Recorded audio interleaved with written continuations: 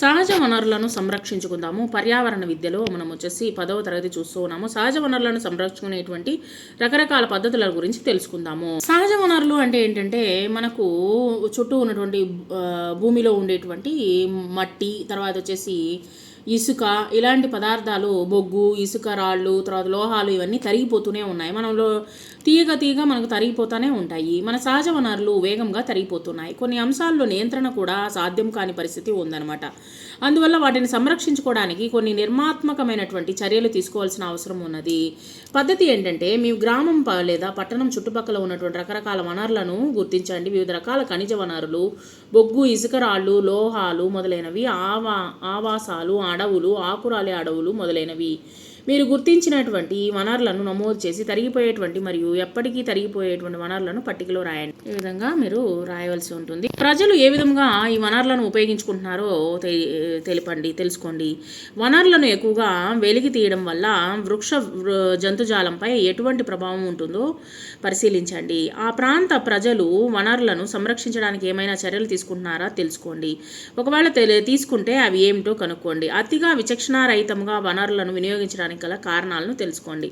ముగింపు ఏంటంటే, మనము మామూలుగా పెట్రోలు, విద్యుత్ వినియోగంలో మనకు ఎంతో జాగ్రత్తగా ముందు చూపుతో ఉండాలనేటువంటిదే భావిస్తుంటాం. కానీ వీటితో పాటు కొండలు, గుట్టలు, రాళ్ళు, రప్పలు, వాగులు, వంకలు, గనులు, అడవులు, ఇసుక తిన్నెలు ఇవన్నీ కూడా సహజ వనరులే.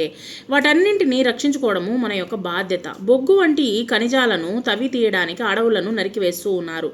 నదుల్లో నుండి ఇసుకను తరలిచేస్తూ ఉన్నారు. రహదారులు, భవనాలు నిర్మాణం కోసం ఎన్నో చెట్లను కోల్పోతూ ఉన్నాము.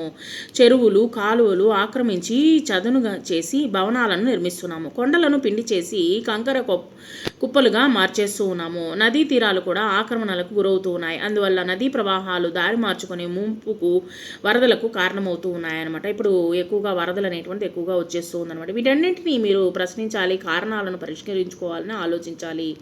కాబట్టి ఇక్కడ తదుపరి చర్యలు ఏమిటి అనేటువంటి మనం తెలుసుకుందాం. ఇవన్నీ తరిగిపోతున్నాయని అనుకుంటాం, కానీ ఇక్కడ వచ్చేసి జనాభా అనేటువంటి పెరిగిపోతూనే ఉన్నది. దానివల్ల మనకు వచ్చేసి ఇల్లు కావలసి ఉంది, తర్వాత అడవుల్ని నరికివేయవలసి ఉంది, నీరు అనేటువంటి అవసరము, ఇలాంటి పనులన్నీ మనము కావలసిన పనులన్నీ ఇవన్నీ చేయవలసి వస్తూ ఉందన్నమాట. తదుపరి చర్యలు ఏంటంటే, సహజ వనరుల సంరక్షణపై చార్ట్ రూపొందించి ప్రదర్శించండి.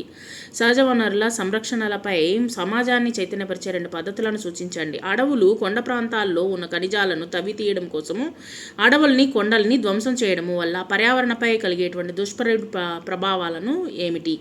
మీ ఊరిలో ఉన్నటువంటి సహజ వనరులు ఏమిటి? అవి దుర్వినియోగం అవుతున్నట్లుగా మీరు గుర్తించారా? వాటిని కాపాడుకోవడానికి మీరు ఏమి సూచనలు చేస్తారు అనేటువంటి అడుగుతున్నారు. 200 సంవత్సరములు లెక్కల ప్రకారం భారతదేశంలో 42,000 నుండి 47,000 వరకు మొక్కల జాతులు, తర్వాత వచ్చేసి 90,000 పైచిలుకు జంతు జాతులు ఉన్నాయని నిర్ధారించారు. ప్రపంచంలో ఉన్న మొక్కల రకాలలో మన దేశంలో సుమారుగా మనం వచ్చేసి 2% ఉన్నాయి. అలాగే జంతు రకాల్లో కూడా 7% ఉన్నాయి.